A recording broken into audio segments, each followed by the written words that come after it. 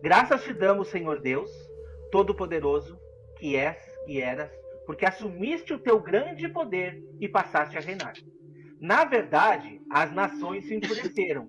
Chegou, porém, a tua ira e o tempo determinado para serem julgados os mortos, para se dar o galardão aos teus servos, os profetas e os santos, e aos que temem o teu nome. Olha só, são vários segmentos de classificação de pessoas aqui, tá? Então, servos, profetas, santos e os que temem o teu nome, tanto os pequenos como os grandes, e para destruíres os que destroem a terra.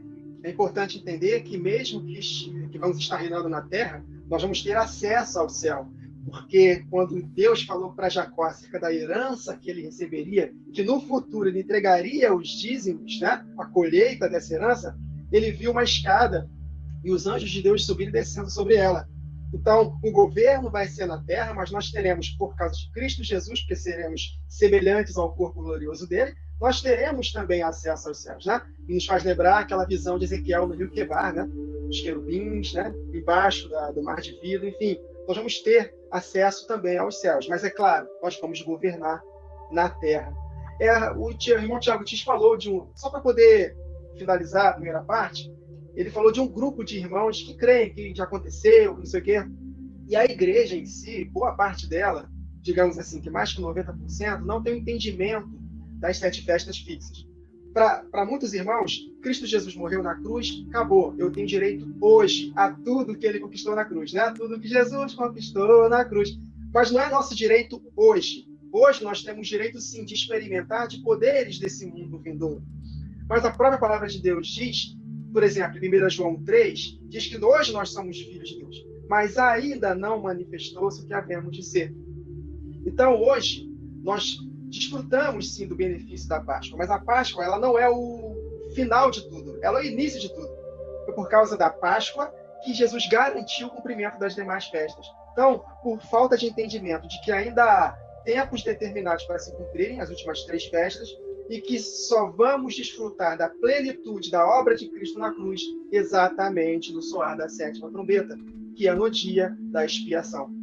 Então, quando nós temos esse entendimento, nós desbloqueamos essas verdades.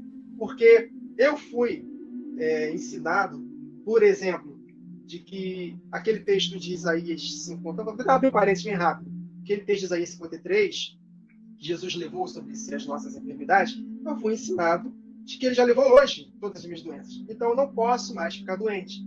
Só que depois que a gente estuda o mistério das festas, nós vamos entender que aquele texto é um texto profético que vai se cumprir nessa 7ª trombeta. Por quê? Se ele já levou todas as minhas doenças, então ele também levou todos os meus pecados, porque no mesmo contexto de Isaías 53 ele fala que ele levou todos os nossos pecados. Então quer dizer que eu não peco mais? Por isso que o calvinismo ensina que uma vez salvos, salvos para sempre, porque eles não têm a revelação das festas. Para ele, a cruz já está consumado, já experimentamos tudo. Mas não é bem assim. Então, ter esse entendimento é fundamental. Por isso que estamos estudando a 7ª trombeta. A 7ª trombeta nos revela isso. Que vai se cumprir o mistério de Deus. O próprio Senhor Jesus, quando esteve diante de Pilatos, o que Pilatos falou? Tu és rei? E Jesus falou, para isso eu vim. Aí Pilatos devia estar pensando, ele é maluco, ele vai morrer daqui a pouco. Como é que ele fala que é rei? Ele vai morrer na cruz como miserável. Mas Jesus, ele fala num determinado momento para Pilatos, o meu reino ainda não é daqui. Então hoje, meus irmãos, o reino de Deus está dentro de nós, mas ainda não se manifestou, queremos dizer. O que nós experimentamos da obra de Cristo na cruz são apenas poderes do mundo vindouro. Então, esses grupos existem porque eles não têm a revelação dos tempos determinados.